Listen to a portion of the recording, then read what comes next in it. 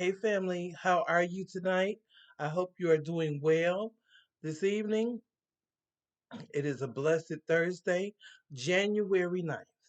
So, family, I am coming to you today to talk to you about our brother, Muammar Gaddafi. Our brother that is no longer here due to the powers that should not be in power. Uh, Having this man unalived. This was a beautiful, beautiful black brother that embraced his fellow black people all over the world, including black Americans. He did, you know, and he did so much try to embrace Black America that let me tell you what this brother did. Now, I want to say I got this story from another person's channel who did this story and I had to report it on my channel because this is something that I did not know, but it just resonates so with me. So let me say this, all of our brothers, as I have said before, and sisters around the world, our our brothers and sisters, we are all one. And I think uh, so many brothers and sisters have laid down their lives for that cause. And I am here with it with you, okay? So let me go over this story. So, family, it says, and this article comes from the Los Angeles Times, okay? August 29th, 1996. Let me do the copyright. It says under Section 107 of the Copyright Act of 1976, allowances is made for fair use for purposes such as criticism, comment, news reporting, teaching, scholarship, and research. Okay, so let's get into it. The title says Farrakhan denied permission to accept $1 billion from Libya. And for those of you who are not familiar with Minister Louis Farrakhan, Mr. Louis Farrakhan is one of our great, great dear brothers, a leader of the Nation of Islam. And he has fought very hard throughout his life uh, on the cause of Black people. Not only Black people in America, but Black people globally. He has worked with many of the African nation leaders and has gone above and beyond against the plots and ploys of America against Black people globally. He really has. He works with Brother Malcolm X, I believe, and he has dedicated his life. Though he may be a Muslim man, he is a man of God and have attempted in every way to do righteous by his people. So let me say this. Okay, so it says that, and it's from the Associated Press. The federal government on Wednesday denied Nation of Islam leader Louis Farrakhan permission to accept a promised $1 billion gift from the president of Libya, Muammar Gaddafi, to help African Americans economically and politically. Accused of supporting global terrorism, Libya for years has been under the U.S. sanctions that bar most financial transactions between the two countries and limit travel. So let me say this. Um, we know that, I'm sorry, was unalived, by the American persuasion. We know this. And the brother was taken out in a very brutal manner. And this was incited, by the powers that are within the American confine. Family, this brother was not a terrorist. This brother was, I have read about brother Muammar Gaddafi, and I have not seen anything that cited that or really proved that this man was a terrorist. It's because he was not. This man was a peace bringer. This man wanted to enrich his country and the surrounding other African countries. He did. This man was trying to build the African Federation back then. He really was. He was trying to build the African Federation, and America knew what was going on. Okay. I'm sorry, family. I was hearing a noise in the background. I don't know what it was. But America knew what the brother was trying to do. And so he had to go. And so, unfortunately, our brother Gaddafi was unalived. Okay.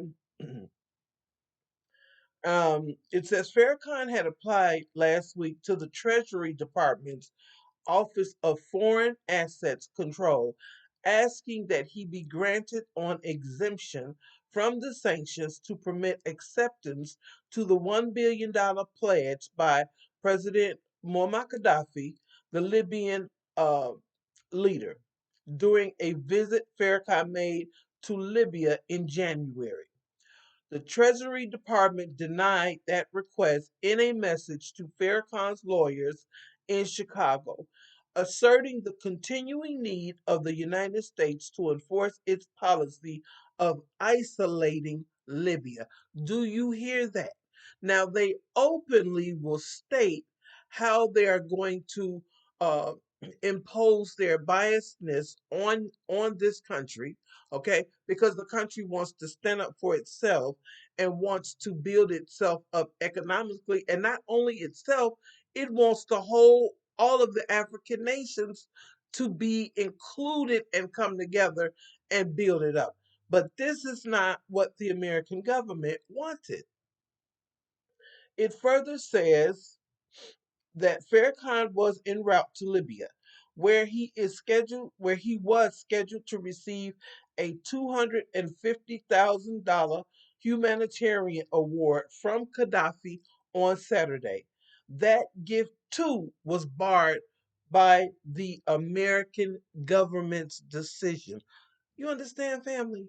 You understand? So when certain groups of people come to America and say, uh, what, I only been here for 5 years and I got this, that, and the other. Why don't you? Well, family, so these are some of the reasons why it's not, okay? And we have to be real and we have to understand. Not saying that some people don't overcome. Hell, my father owned his own business.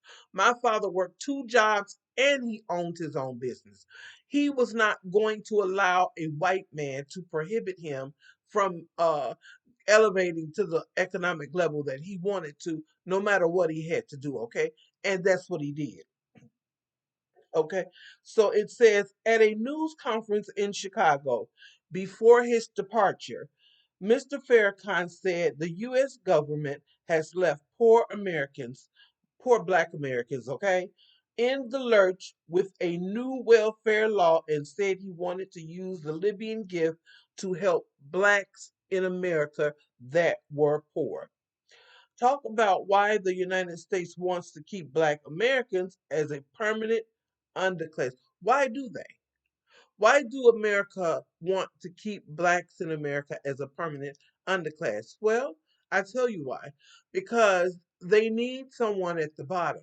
See, this is why when Trump said black jobs, see, he wasn't talking about scientists. He wasn't talking about doctors. He wasn't talking about lawyers. He was not talking about judges, and he was not talking about politicians. What Mr. Orange Man was talking about black jobs in servitude.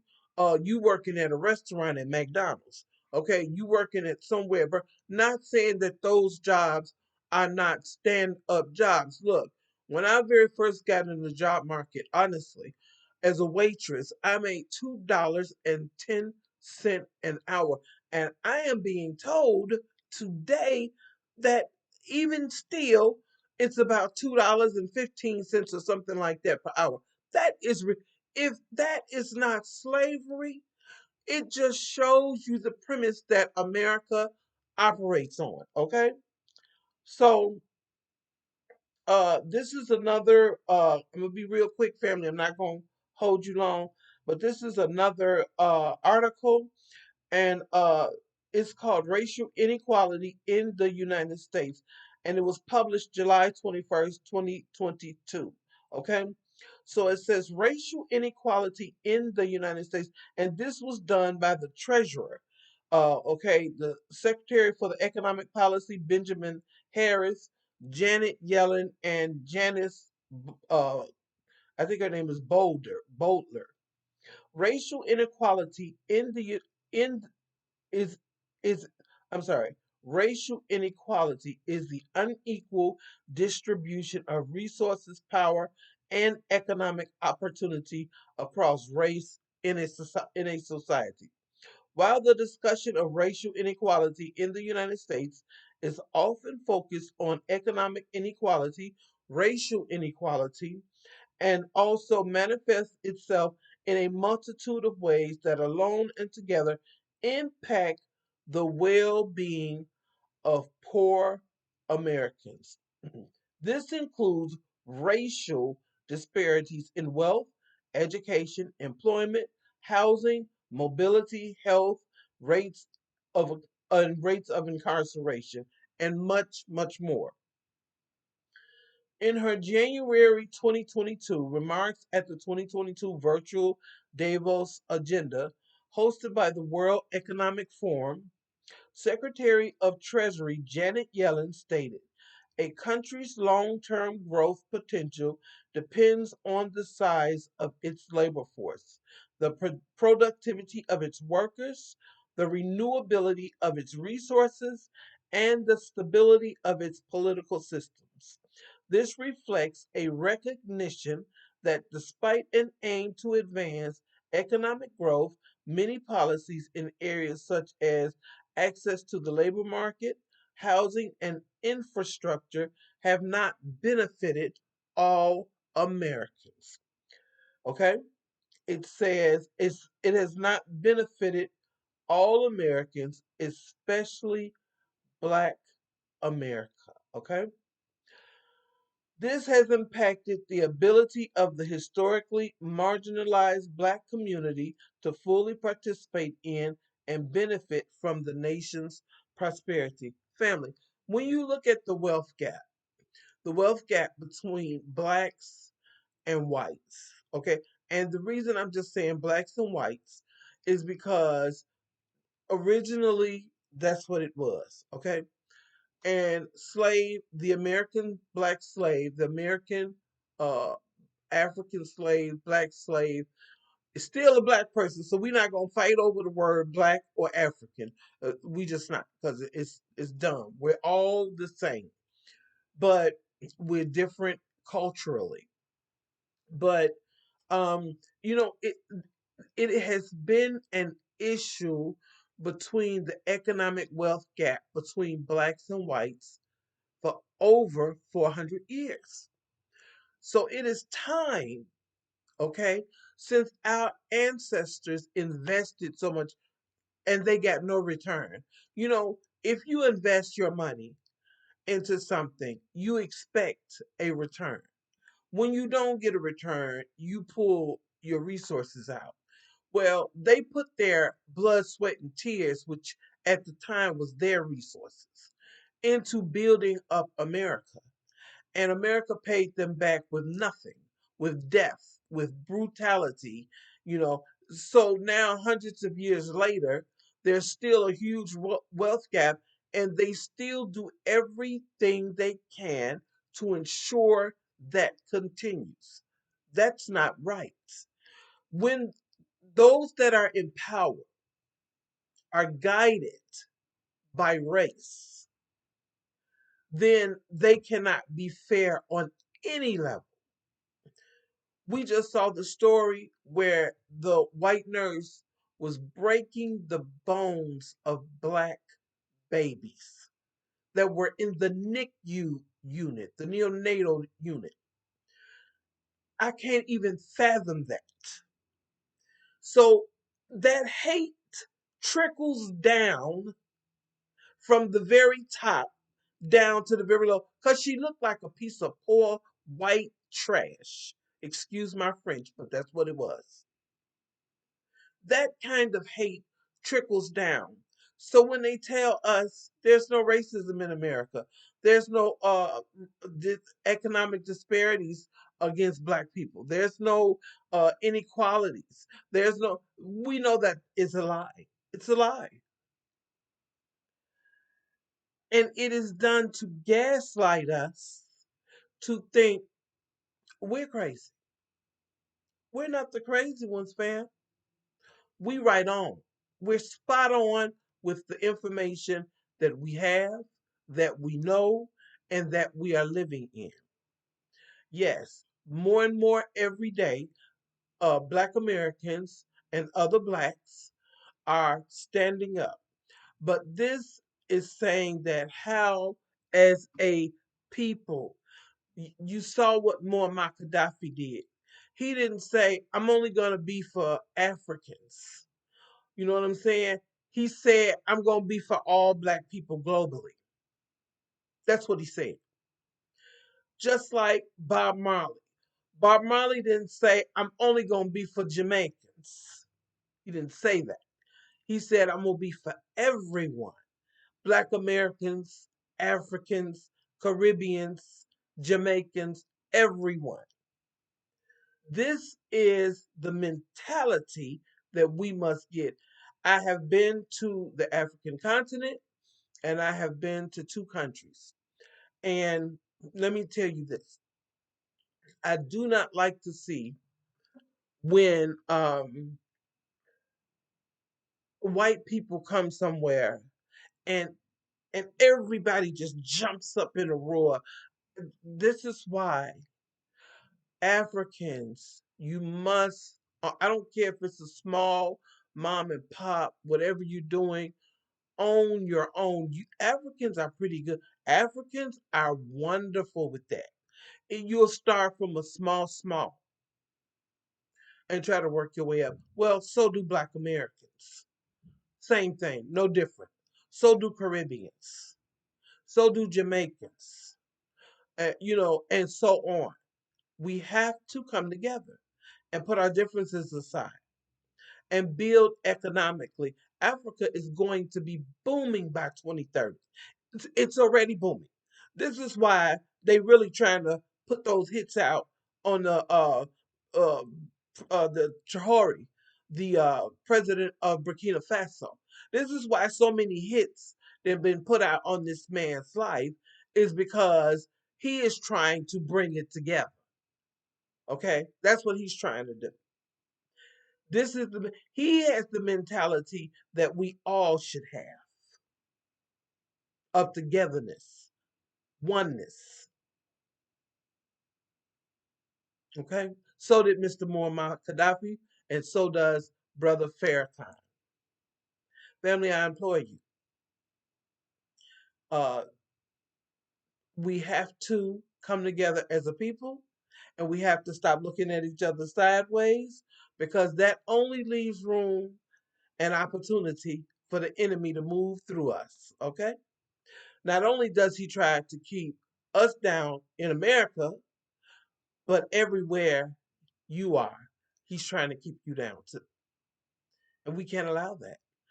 I say buy black, start your own businesses. Yes, there are certain situations where if you're in America or in any of these other European operated places, you're gonna have to buy and trade or whatever with those folks. But I would say make it as minimal as you can. I don't deal with the doctor if they're not black. It's just is that's my preference. That may not be yours. I know a African man who his doctor he only deal with other people in other communities. That's his preference. But I'm just saying, if I need something done in my home, okay, and you know, we can't handle it, then guess what? I'm looking for a professional from my community. We have professionals in our community. This is why group economics is important. We must practice group economics, family. But okay, family, I know I have held you for a very long time. I am going to let you go. And I know I get very animated, but I do. I get animated for my people because I love my people and I want my people to win. And my people are all black people globally. I pray that there's storms coming. I don't know where some of you are, but I know there are storms that are coming. And I pray that you all are safe and well and stay in. These white men's job or white people's jobs are not worth you going out there hurting yourself if you out somewhere where it's a lot of snow or whatever. Take care of you, take care of home. I hope you guys have a blessed one. Please like, subscribe, and share, and leave me a comment. I really love when you guys leave comments, no matter what topic it is, and no matter whether you agree or disagree. I love it, and I love conversing with you. All right, you guys have a blessed one. I will see you soon again. Bye bye. Take care.